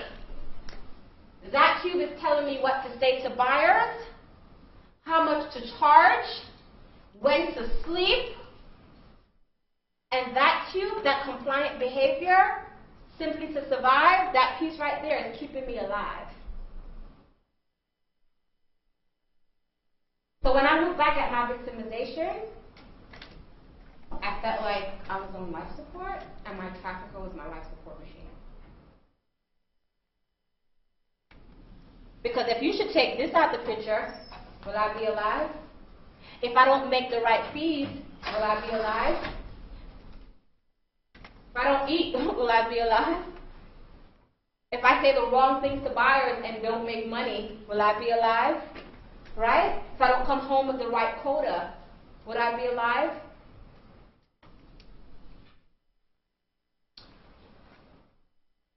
So like I said, a bottom girl is similar to a person on life support. She is lifeless, and her pimp is her life support machine. And yes, I did say lifeless. Because I had given up all hope for life. I was ready to die. Several times. Right? If we truly understand sex trafficking, right, and we are using terms like victim-centered approach, and when I hear prosecutors use victim-centered approach and still prosecute victims, I'm like, do you understand that term? Because if you understand victim-centered approach, you know that victims should not be prosecuted. So if we truly understand sex trafficking, we must understand that engaging in prostitution is not the only crimes victims commit through the use of force, fraud, or coercion. There's petty theft, right? There are all these things, all these other crimes. And if we're talking about a state level, only 36 states have vacation laws on the books. And guess what? Only about 2 of them have comprehensive vacation law. And when I say comprehensive, that means that the charge is not just prostitution. You can go after like petty theft or other charge. You could vacate those charges. But the others, they're just talking about prostitution. And currently, we don't have a federal vacation law. But I'm going to talk about that in a second, right? So my story, I spoke about it in and out of it, so I'm not going to spend any time on it, right? So I got emails from the girls that were in my stable. And I remember the first girl that contacted me from being in my stable, I was crying for like 2 days. Because this girl called me and she said, I want to talk to you, but I don't want to talk to Magnificent. And I'm like, okay. And she was just like, how could you allow this to happen to me? And I'm sitting in the airport because I'm just like, okay, I need to talk to this girl, right? How could you allow this to happen to me? And I'm like, what did I allow to happen to you? She says, when he was beating me up, you didn't do anything to stop it. For the last 10 years of my life, I have been hiding until 2 days ago I found out Magnificent was locked up. And she is just throwing things at me, right? And I want to respond, but I really want to hear what she has to say, because just like me, she's reminding me of the place that I was in, right? Not understanding the situation, And when she said to me, I want to talk to you, but I don't want to talk to him, I didn't understand that, and I'm a Christian, so I immediately start praying and say, God, help me understand what is going on. Back then, having that conversation, I did it. But as I cried for the next 2 days, I began to understand that that girl needed an outlet. And even though she would blame me, she said to me, you know I didn't come there for customer service. And I said, you're just telling me how you got recruited. I didn't know what he told you. So she saw us at the airport, and she thought that we were celebrities. And she's like, oh my gosh, who are they? And my trafficker overheard a conversation. And he said, they work for me, they do customer service, and you can do just like them. And he took her number down, and she was going back to New York from Miami, and he went back to New York and told her this whole story about what we do. And then when she came there, she thought I knew this the whole time. And she was telling me that conversation. And I tried to explain to her about trafficking and how traffickers work, but I'm like, no, that's not doing both of us any service. Because she sent me pictures from back in the life, and I remember her, right? But some of the things she was reminding me about, I didn't remember. I didn't remember about Trick Daddy's Girls. That's a famous rapper in Miami that had Rolls Royce. She's like, don't you remember Trick Daddy's Girls? They had Rolls Royce with their names on their license plates. I'm like, who is Trick Daddy? I didn't even remember Trick Daddy was a rapper. So when she's telling me these things, I am not remembering. So I'm like, okay, this is not doing both of us any good. And if she's already seeing and believing that I know the circumstances under which she came, me trying to explain trafficking to her is not going to do her any good. So I connected her with another survivor in her area, right? And I haven't been in contact with her because I want to give her enough time and space to go through the same healing that I went through without being interfered, right? And healing for people could take a lot of time. She knows how to contact me, and I believe when she's ready, she'll contact me again. But I want to give her that space and that time to have her moment and go through her process and unpack it. Right before she's thinking, you're just saying that because you don't want to think you're a bad person. But then 2 weeks after, I got this email from another girl in the stable. And I'm like, God, what is going on? All these girls are contacting me. But this time, I cried even more, right? Because this girl said, I haven't been able to forget this. My son is a reminder every day. I also wanted to know if you were in contact with any of the other girls. I would like to apologize to you. I didn't mean to do those things.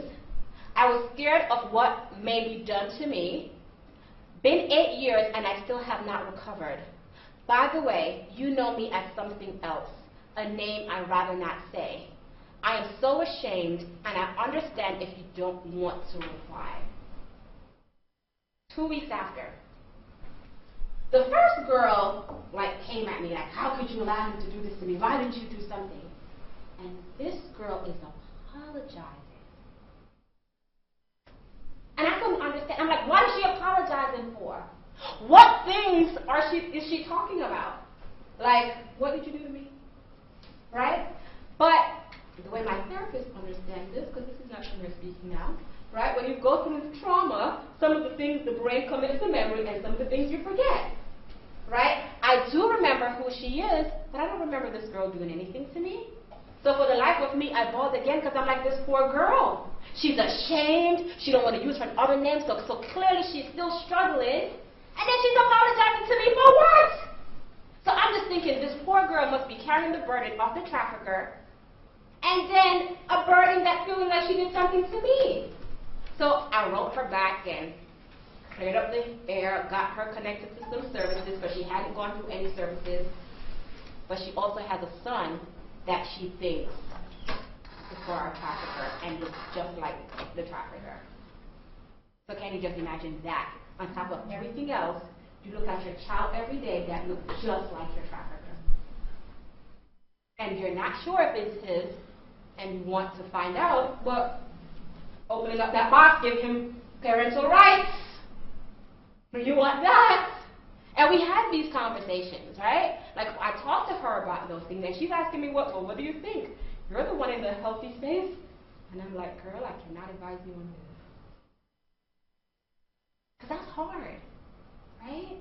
Wanting to know who the father of your child is, thinking it's somebody, seeing this person every day and it's being triggered over and over, but you love your son.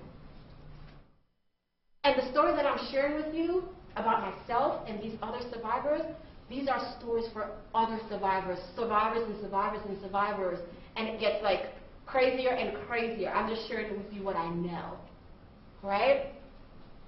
Then afterwards, in 2016, this is 2 years later, I got this other email from another survivor in this neighborhood, and I'm just, okay, talk about restoration, right? Coming full circle, why are they contacting me? Well, I know the answer now, and it's like a faith thing for me, so I'm not going to share that part, right? Ma'am, can you read this for us? I too was a part of slavery right by your side in 2004/2005. I always thought of you because you helped me run away. I kept dancing because I felt like that's all I knew or was ever going to be after departing. I danced on my own until 2008. You, another girl, and I were pretty close for a few while being in captivity or enslaved, sadly. It is quite amazing how you have made such a great turnaround from a terrible point in our lives. I am quite amazed and impressed. I prayed over the years that you didn't have to do no time, but I didn't get to keep up with the case. His cousin had came after me to testify, and it left me shaken, so I stayed away and ended up moving away. So y'all know this one had me crying for weeks, right? Because now I'm thinking I'm stupid. And this was only last year, 2016. And y'all probably be like, well, Shamira's in a good place, she's doing these presentations, and yeah. But she said that I helped her run away, which I don't remember. And I'm like, fool, you're helping other people run away and you're not helping yourself run away? Right? And then she and I engaged, because for this girl, I didn't remember her at all. Right? And she gave me the name that she went by, and I was like, who, what, when, where, why? Right? But this one beat me up, because now I'm looking at myself like, you are helping people running away? So what are my recommendations? Bottom girls should not be prosecuted and treated as criminals, but as victims. Bottom girls should be given similar services to other should be given similar services as victims of human trafficking. Judges, prosecutors, and defense attorneys need to be adequately trained to fully understand the bottom girl. Because I believe if they go through a training like this to see the comparison and to identify when it's a female pimp from when it's a bottom girl, then we can see cases coming around differently. But every time when I get a Google alert and I see pimp and his co-conspirator or another survivor that's working on a case and it's like, they're about to charge my girl, what advice do you have for me? I get irritated. I'm like, who are these people in the courtroom? Like, why can't they get it? But they say they understand trafficking because they've been through 500 different trainings.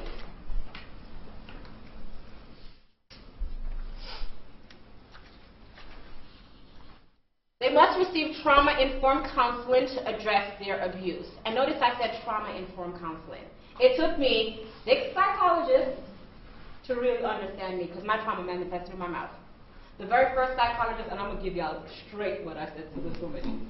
The first psychologist I went to, she sat on her ottoman with her notepad, and she said, so Ms. McKenzie, what do you want to talk about today? And I said, bitch, you the one with the fucking PhD. What the fuck do you want to talk about? And you know what she did? She shut down. She didn't say another word to me. And I said, when you figured it out, let me know, because I'm going to sleep. And when my 45 minutes was over, she said, Ms. McKenzie, you're free to go. And I was like, see ya. And I came back the next Thursday, because I had to go see her every week, because I was in Polaris. And a part of being in that program, I had to go to counseling. And I thought counseling was for crazy people.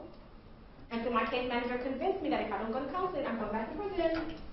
Right? So I went. compliance with the program guidelines. And the next week I came, I said, you figured out what we're going to talk about today? No. Okay, I'm going to leave. And that continued for about 3-4 weeks until my case manager asked, so how is counseling? Counseling is great!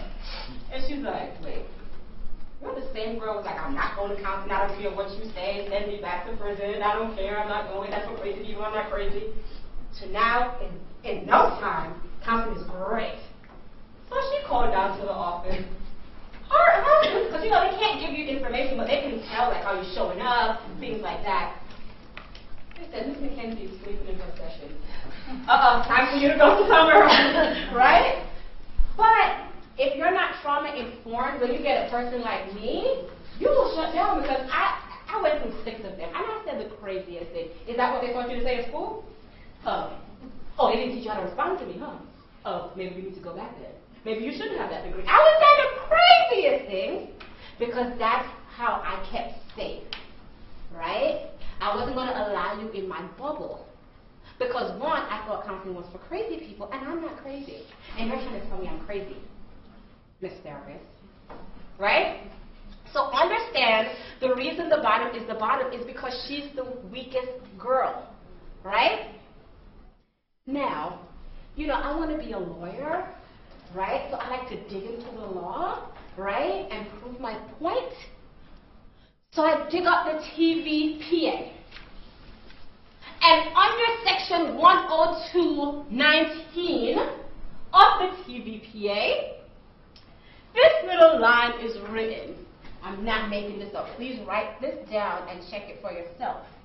And it says, victims of severe forms of trafficking should not be inappropriately incarcerated, fined, or otherwise penalized solely for unlawful acts committed as a direct result of being trafficked, such as using false documents, entering the country without documentation, or working without documentation. They gave examples, but it clearly says, see my point, right? So if it's written in black and white, right, why are we prosecuting? Yes, ma'am? So I'm a victim advocate, and I could quote that. And what they're going to say to me, what prosecutors will say to me, I'm not an anti-prosecutor or anything. So they're like, well, what's, define severe? And I'm like, this is not severe. So how do you define severe, and what does severe actually mean? The person, me, who's not of ordinary intelligence, I would go take up that little blue book that they use and go find severe, right? These things are spelled out for them. And I'm like, you tell me, it's your law. I'm in your courtroom, tell me what's severe. Because when you write laws, you have to write out like what severe is, what this is. So they're so darn long and so complicated to understand, but I don't understand that. Right? But I don't know the answer to that question. Yeah, I would argue it'd be the person being trafficked is defined severe. And that's what we face, right? Yes, ma'am. So severe is, their definition, but there's such an escape clause in that law where it says should not be inappropriately incarcerated, right? So it gives prosecutors such tremendous leeway to interpret what that means. Well, you see, this TVPA is a very long thing. See, this is section 102.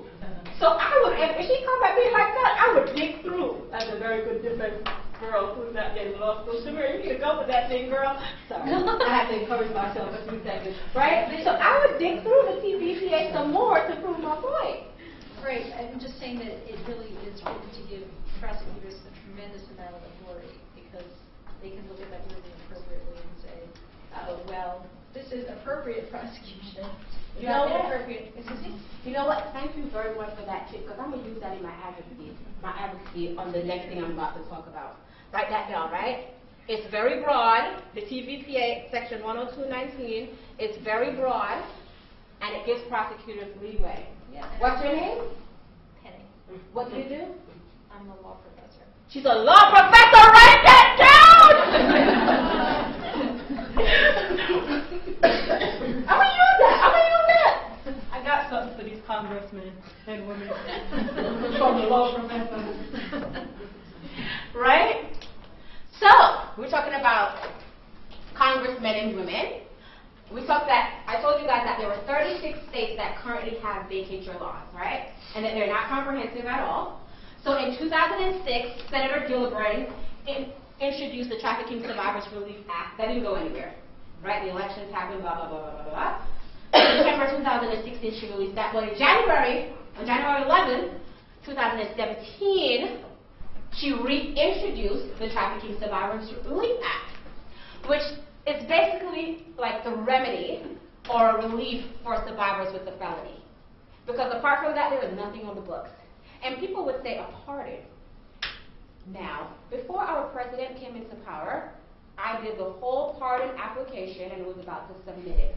But I did not submit it because I was not comfortable submitting that package. You know why?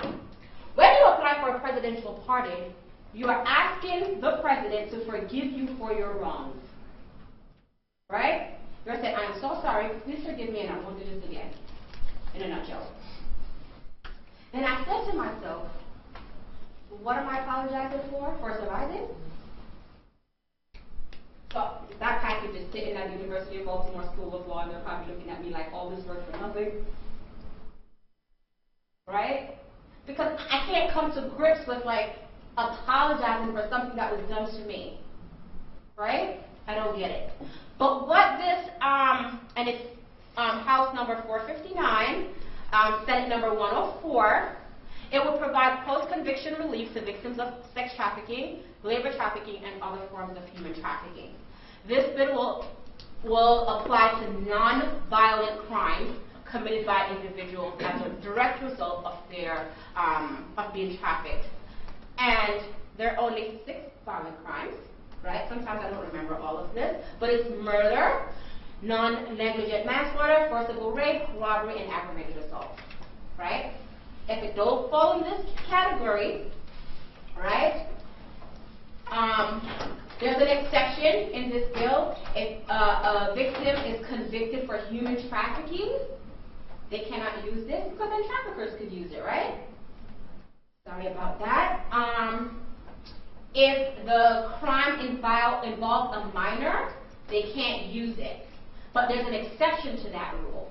If they were convicted for conspiracy for the crime towards a minor, then they could use it if it gets passed, right? So, like I said, law is complicated. The language is complicated, right? So far, 13 members of the Senate have supported this bill, and 27 members of the House. And we're still advocating for it. I'm going to use exactly what she says out of the TVPA to get them to understand the reason why we need it. Thank you very much, Ms. Law Professor. What school do you teach at? Rutgers. I'm going to Rutgers Law School. Coming first class, right? So, for those of you, I mean, you know how to go on the .gov and look up bills and stuff, right? And you can see if your representative. I was going to list them there for y'all to see, you know, so y'all can see. There's a lot of them, especially that 27 number. I couldn't write all those names on one slide. But ask your representatives to support this bill because so far the team that have worked on drafting this bill, Senator Gillibrand's office, along with, I think Polaris was a part of it. Yes, they're definitely a part of it. CAF out of LA is a part of it, drafted in some other NGOs in DC. Excuse me. We want to see this bill passed, right? So far, those organizations have identified 12 survivors that can benefit from this bill. And when I personally advocate, one office asks if we think more survivors will come forward more than the 12 that we have identified. And I believe they will, because they know that, okay, they're coming forward for a reason, right? And a whole bunch of other reasons, right? So this is what Congresswoman Ann Wagner had to say. No victims of trafficking should be criminalized for the horrific exploitation they had endured. I am proud that with this legislation, we're giving survivors a fresh start and the opportunity to recover from trauma, social stigma, and discrimination. This is what Senator Rob Portman had to say. I think that's outrageous to charge victims of human trafficking. They're not criminals. They're victims. And these charges come at a time when they are suffering. It's time to stop punishing these victims and instead help them get their lives back. So call your representatives and ask them to co-sponsor the Trafficking Survivor Relief Act of 2017. You guys have any questions? One question I'm not taking, because I don't know how to answer this question, I'm going to put it out there for now, is what do we do about housing bottom girls with regular victims? I don't know the answer. Yes. That was your question? No, just what do we do about housing, period, and then you just made it even more complicated. Yes. Has there been a discussion during the drafting process for the federal vacatur provision that would extend to juvenile delinquency cases? I don't know. But I can ask that question. Because we're seeing that confliction in the states right now where as there's more and more vacatur provisions being enacted, that they're covering convictions but not adjudication. And we're seeing that a lot of minors who have records because of their trafficking victimization can't have those vacated. I'm just wondering if that intention has been expressed at all during the drafting process. I want to believe that it was, because I remember, but it's not so clear. But I'm going to put you in touch with Corbin at Polaris, who knows his nose inside out. I just know my talking points. No, I really know the bill, because I'm the supporter of the bill, right? But he will be able to further, or Jessica Emerson at UB Law, like they will be able to help.